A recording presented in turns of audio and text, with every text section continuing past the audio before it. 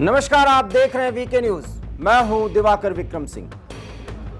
चेत जाना होगा भारत को और चेतना को पूरी तरीके से संभाल कर रखना होगा बंगाल के लोगों को, क्योंकि बंगाल भद्रजनों का राज्य है। जिस राज्य से देश की आजादी का बिगुल बजा था, इस अंदाज में जहां सुभाष बाबू टैगोर इन सब की जन्मस्थली है, उसके डेमोग्राफी को बदलने की कितनी बड़ी कवायद चल रही है। और विडंबना देखिए और दांतों तले उंगली दबाने को मजबूर होइए, ये सब कुछ टीएमसी के इशारे पर हो रहा है। असम में डेमोग्राफी बदलने की एक कवायद जो 1.5 दशक से अधिक समय तक चली, उसका परिणाम हमने देखा।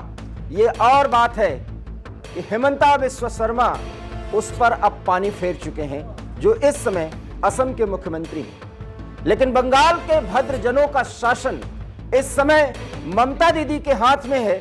निस्संदेह और निश्चिंत होकर के ये कहा जा सकता है कि फिलहाल वो एक बड़ी राजनेता हैं, लेकिन कुछ मुद्दों और पहलुओं पर इस कदर आंख मूंदे हुए हैं कि बंगाल मुश्किलों में आ सकता है। और जब वो मुश्किल में आ जाएगा तो शायद ममता दीदी के पास कोई जवाब नहीं होगा। हम अगर ऐसा कह रहे हैं तो इसके पीछे कारण है, और कारण को अगर हम बताएं तो आपको हो सकता है लगे कि हम किसी खबर को प्रोजेक्ट कर रहे हैं, लेकिन इस खबर से और जो कुछ हम आपको अब बताने जा रहे हैं, चौंकिएगा नहीं। सबसे पहले ये वीडियो है और इस वीडियो में ये बोल रही भद्र महिला क्या कुछ कह रही है उसको सुनिए। हालांकि ये सब कुछ हिंदी में नहीं है, बंगाली में है, आप समझ सकते हैं, लेकिन आप नहीं समझेंगे तो ये जो कुछ भी कह रही हैं हम सब कुछ आपको बताएंगे और स्क्रीन पर दिखाएंगे कि वास्तव में कह क्या रही हैं। सुनिए पहले। 3 মাস পরেই আমাদের লড়াই লড়তে হবে, লোকসভা নির্বাচন, ভোটার লিস্টের কাজ চলছে। এখানে অনেক জাকিরদার নির্বাচনী এলাকায় অনেক বাংলাদেশি লোক এখানে বসবাস করেন। জাকিরদার লিঙ্কটা ভালো করতে পারে, অভিজিৎদা বললেন, আমিও বলছি। যদি লিঙ্কের কোনো সমস্যা হয়, বাংলাদেশ থেকে যারা এসছে ভোটার লিস্টের নাম তোলার সমস্যা, জাকিরদা এই কাজটা ভালো করে দেবে। আপনারা সবাই যোগাযোগ করবেন এই অফিসে। सुन लिया आपने, ये कह रही हैं कि 3 महीने चुनाव रह गए और अब जितने भी बांग्लादेश से आए हुए लोग बांग्लादेशी हैं, ये वाक्य है इनका, वो जल्दी जल्दी अपना नाम मतदाता सूची में दर्ज करा लें। और ऐसा वो नहीं कर सकते, इसके लिए वो एक नाम ले रही हैं। जाकिर भाई से संपर्क करिए और ये काम जल्दी पूरा करिए, नहीं तो देर हो जाएगी। अब आप सोचिए, 24 परगना एक जिला है बंगाल का, और वहां पर ये टीएमसी की लीडर हैं और एक पंचायत की पूर्व मुखिया हैं। इनके आह्वान पर गौर करिए। पूरे 24 परगना के डेमोग्राफी को बदलने की ये एक झलक है। कवायद तो दशकों से चल रही है। वामपंथियों का जब शासन रहा तब धड़ल्ले से ये सब कुछ चला, धड़ल्ले से वहां पर तुष्टीकरण की नीति को बढ़ावा दिया। तब वामपंथी अंदाज में बंगाल में विश्व बंधुत्व का भाव पाला और पोसा जा रहा था। बहुत कुछ बंगाल का एरिया, और हम आपको नाम भी गिना सकते हैं उन जिलों का, जहां पर डेमोग्राफी बिना बदले हुए हिंदू अल्पसंख्यक हो चुके हैं और उन्हें डर के साए में जीना पड़ता है।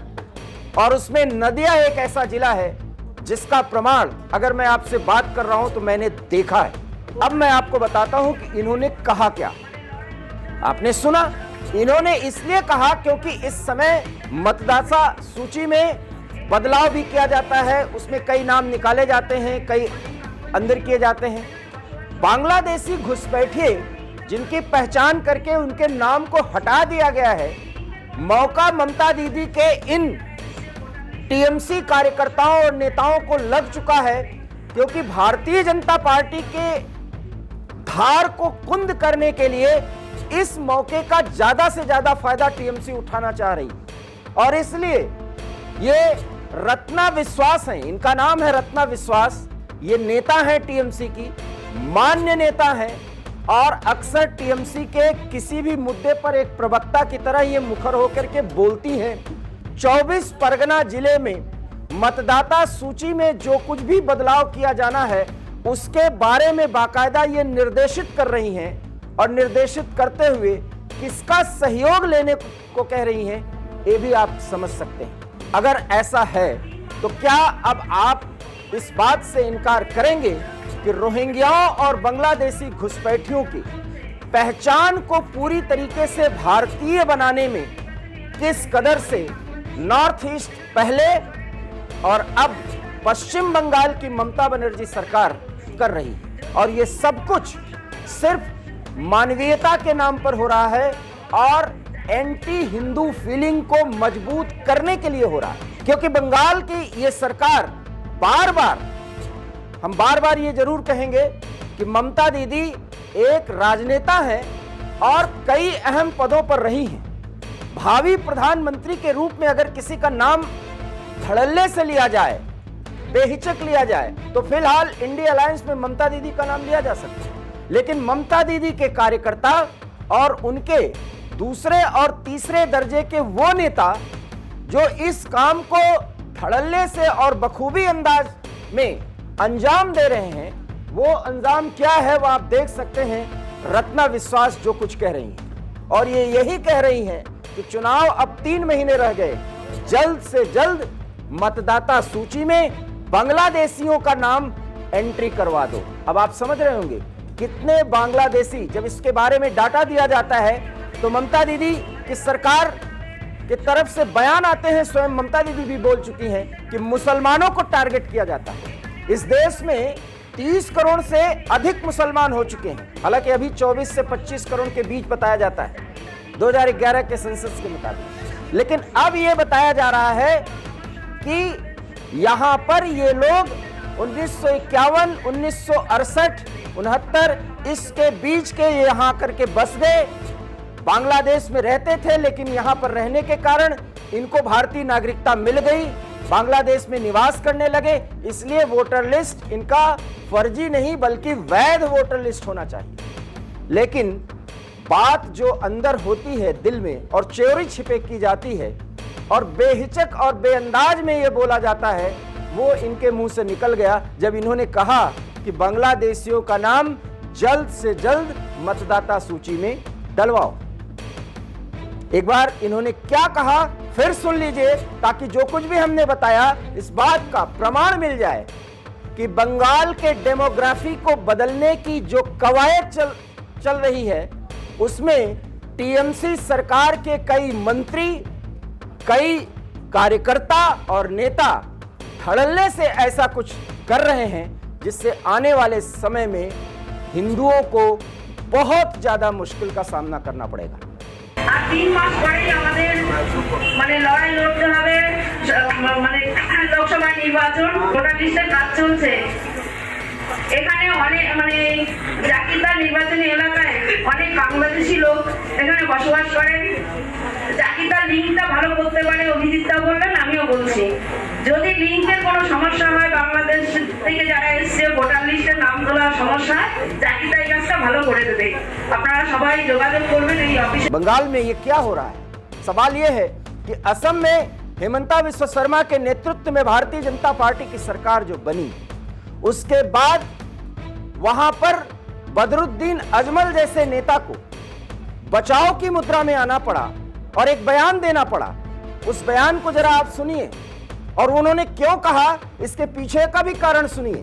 और वो कारण ये है कि रोहिंग्याओं को, बांग्लादेशियों को घुसपैठ करा करके आपने वोट बैंक तो बना लिया, लेकिन जब उनका प्रोडक्शन का अंदाज देखा, मतलब अपने आर्थिक विकास को नई धार देने के लिए प्रदेश के विकास में उनके क्या स्थिति है, क्या भूमिका है, जब उसको देखा गया तो अजमल जो वहां पे नेता हैं और बड़े नेता माने जाते हैं, सांसद हैं, प्रतिनिधित्व करते हैं असम के एक संसदीय क्षेत्र का, उनको भी ये कहना पड़ा कि मुसलमान अब सिर्फ चाकूबाजी करता है पंक्चर बनाता है और क्या क्या करता है, खुद उनके मुंह से सुन लीजिए। टाइमत बेশি चोरी डाकाती लूटमार रेप এইসব প্রস্তুত আমি এক নম্বর জেলত যোৱাত আমি এক নম্বর। और ये इसलिए कहना पड़ा क्योंकि वहां पर खुलेआम हेमंता विश्व शर्मा कहते हैं मुझे मुसलमानों को खुश करने की जरूरत नहीं है। ये शब्द मैं बोल रहा हूं तो इसका ये मतलब नहीं, कोट इन कोट में बोल रहा हूं।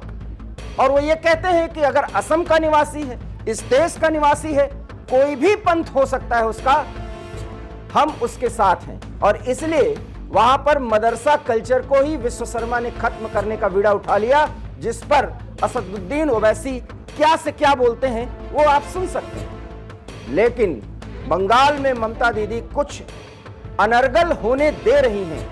हम उनके किसी भी राष्ट्रीयता के सवाल को लेकर के हम उन पर सवाल उठा ही नहीं सकते, ना हम उठा रहे हैं।